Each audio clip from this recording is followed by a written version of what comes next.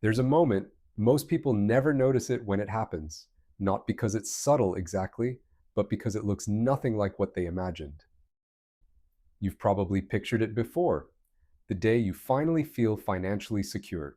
Maybe there's a car in the driveway, a house with a certain kind of quiet to it, a watch that catches the light just right, the version of you that has arrived. But here's what almost nobody tells you, and what the data and the lives of real people make painfully clear. That moment almost never looks the way you think it will. Wealth and the appearance of wealth are two entirely different things, and the gap between them, that invisible distance, is where most people's financial lives quietly go wrong. Let's start with two people, same city, same income, same year. The first one leases a luxury SUV, moves into a beautiful apartment in the right neighborhood, wears the right brands. Life looks exactly like success is supposed to look. The second one drives something forgettable, lives somewhere modest, doesn't talk about money much, but every month, quietly, money accumulates in index funds, in savings, in assets nobody at dinner can see. 10 years later, one of them is wealthy. The other one is performing wealth. And the tragedy is, from the outside, for most of those 10 years, you couldn't tell which was which. This isn't a story about being cheap. It's not a lecture about lattes. It's about something far more interesting, the strange, counterintuitive moment when financial security actually arrives, and why so few people recognize it when it does. Security isn't a number, or rather, it doesn't feel like the number you think. Research from Schwab found that Americans say they need around $2.2 million on average to feel truly wealthy. But that same study found people feel financially comfortable at around $774,000. That's a gap of nearly $1.4 million between feeling secure and feeling rich. Think about what that means. Security arrives, real, livable, breathable security, long before the status markers most people are racing toward. But most people never feel that comfort because they spend it before they can feel it. Every raise, every windfall gets absorbed immediately into a more expensive life, and the feeling of security never quite lands. There's a term researchers use, under-accumulator of wealth.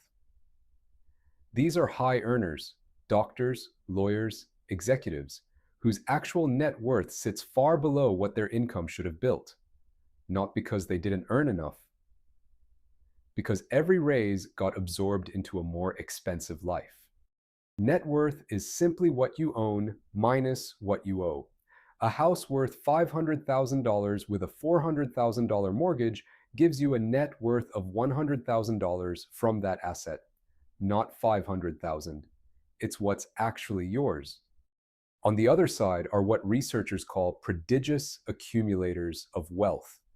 People who, at the same income level, have built net worths 2 times or more what the formula would predict. They're not making more money. They're keeping more of it. And here's what should stop you cold. These two groups are nearly invisible to each other. They might live on the same street. Their kids might go to the same school. But their financial realities are separated by a canyon. The writer Morgan Housel put it simply and perfectly. Wealth is what you don't see. It's the car not purchased, the upgrade not taken, the money that sits in an account, doing quiet, invisible work. We are wired, deeply, socially wired, to read spending as success. An expensive car is legible. A brokerage account is not. A beautiful home signals something. A paid-off mortgage signals nothing at a dinner party. This is the trap, and it's not a trap for foolish people, it's a trap for humans. Think about what it feels like to get a raise. There's a moment, maybe a day, maybe a week, where it feels like breathing room, like possibility. And then, almost automatically, life expands to meet the new number. Thus, economists call this lifestyle inflation the way our spending tends to rise in lockstep with our income, leaving the gap between earning and keeping frustratingly, invisibly narrow. The apartment gets nicer. The dinners get more expensive. The car feels a little embarrassing now. The cruelest part? From the outside, the lifestyle looks like success. From the inside, the anxiety hasn't changed. The paycheck is bigger, but so is everything else.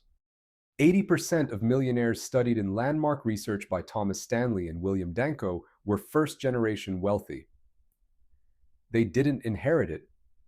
They built it, often quietly, often without anyone noticing, often while their peers were busy looking like they had more. This matters more than it might seem at first, because it dismantles the story we tell ourselves, that wealth is something that happens to other kinds of people, in other kinds of circumstances. Most wealthy people were, at some point, exactly where you are. The difference almost always came down to one decision made over and over again. Did they let their life inflate to match their income? Or did they let the gap between earning and spending quietly compound? Compounding in its simplest form is growth on top of growth. Money earns a return. That return earns a return. Given enough time, even modest sums become something almost impossible to believe. It's not magic, it's math. But it requires one thing above all: the willingness to leave the money alone. And that willingness is harder than it sounds, because every year there are 100 entirely reasonable, entirely human reasons to spend it. So, when does security actually arrive? Not at a number, not at a milestone. It arrives the first time you make a decision without checking your bank account first. It arrives when an unexpected bill is an inconvenience, not a crisis.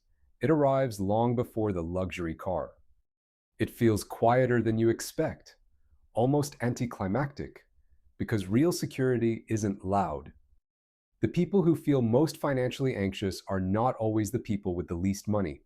Sometimes, often, they are the people with the most income and the thinnest margin.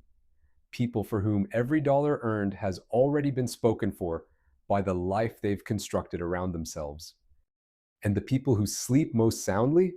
Sometimes they're driving something unremarkable, living somewhere nobody would photograph, but they have something nobody can take: a gap between what they earn and what they need. That gap is the actual definition of financial freedom. This gap has a name: your savings rate. It's the percentage of your income that you keep rather than spend.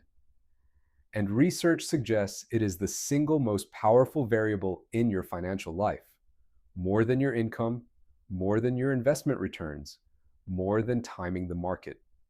Because a high income spent entirely is a treadmill. A modest income with a meaningful savings rate is a trajectory. We live inside a culture that is exceptionally good at making spending feel like living. Advertising is a trillion-dollar industry built entirely on the premise that the next purchase brings the feeling you're looking for. Social media has turned consumption into a spectator sport. The pressure is real. And yet, the people who step out of that current, even slightly, even imperfectly, find something unexpected on the other side. Not deprivation, not monk-like minimalism, just options. The quiet, underrated luxury of being able to say no, of not needing the next thing quite so urgently. That's the arrival nobody photographs. Nobody posts about it. There's no car to show, no house to tour, but it is, without question, the most valuable place to be. Remember those two people at the beginning? Same city, same income, same year. One of them is still performing, still optimizing the surface, still waiting to feel secure, because every raise has been answered with a new expense. The other one felt something shift quietly without ceremony, not because they reached a number, but because a bad month stopped feeling like a catastrophe. That was the moment. Here is the single thing this entire story comes down to. Wealth is not a display.